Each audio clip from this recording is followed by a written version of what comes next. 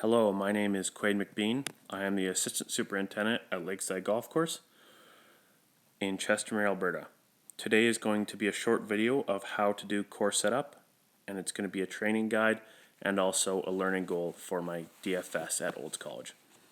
The first thing to do when doing course setup is going to be tee box based. You're going to want to check and make sure the sand bin is full of sand and move it with the tee markers. You move the tee markers backwards so golfers are not playing out of the divots that are in front of the tee box. You're also going to want to empty the tee marker of tees. You want to make sure the tee markers are 6 to 7 steps apart, and then you put your arms across, aim them at the flag to make sure they're lined up. You always want to move the tee markers to a point in the tee box that it does not have any divots or that's grown back. And it's never a bad idea to double check that the tee markers are lined up, as this is what lines the golfers up with the green. Usually when I move tee markers, I like to line them up with the middle of the green, and I always like to double check and make sure that there's no extra tees or garbage laying on the tee box as well, and we can pick that up. Once the tee boxes are moved and cleared and done, you want to make sure that the garbage cans are emptied, because as a cup cutter or course setup person, you are always the last person around. So the garbages, ball washers, and club washers are always filled and emptied before you.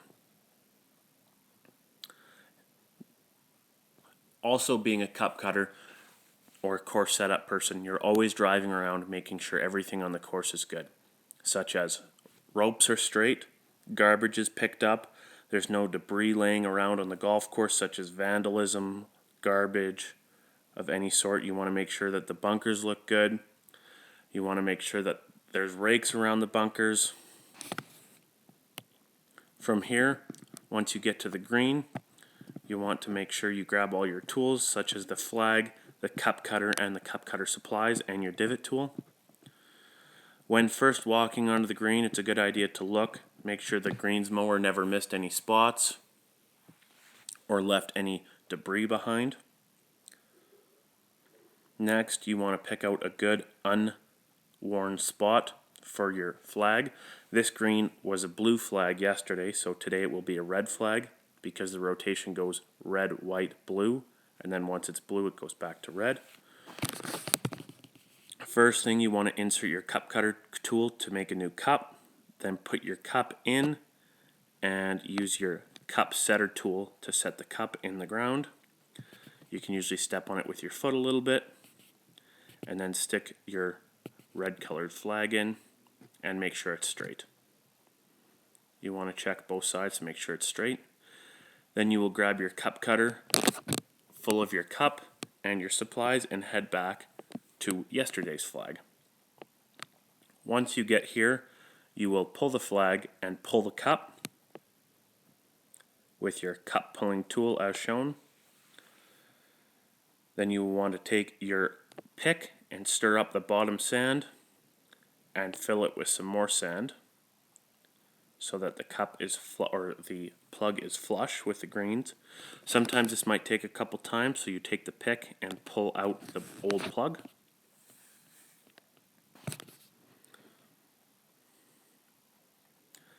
You always want to make sure that the plug is level, not low or not too high. Too low, it will impede ball play, and too high, the mower will scalp it. Once you are satisfied, take your pick and level out the edges, and then top dress it with a little bit of dry sand and brush it in with a brush to fill in all the gaps around. And then you want to sprinkle some water on it just to give that plug some extra water when growing in. Once you're done that, it's a good idea to grab divot tool, this blue stick that I have in my hand, and you just push it into the green, and it has little arms that pull up the divot. Usually take about 2 or 3 minutes to walk around and check for divots. It's a good idea to do this in good practice because it allows the divots to grow in faster. Once you are all done with that, it's a good idea to walk around the green, check, make sure there's no high plugs or low plugs from yesterday or earlier in the week. and then you can walk back to your cart. And you always want to have a red, white, and blue flag in your cart and some extra sand and water. As you can see, in this bin is a cup, a set tool, water bottle, cup cutter, and a brush, and some flags.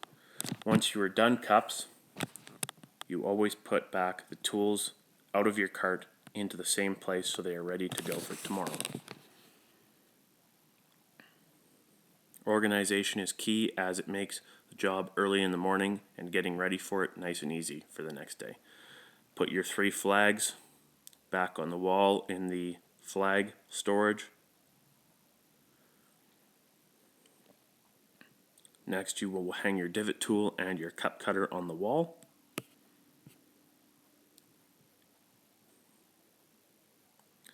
And then finally, you will put your cup bin back and your sand back in the sand bottle bin and water bottles in the bottle bin so they can get filled and used for tomorrow. Thanks for watching.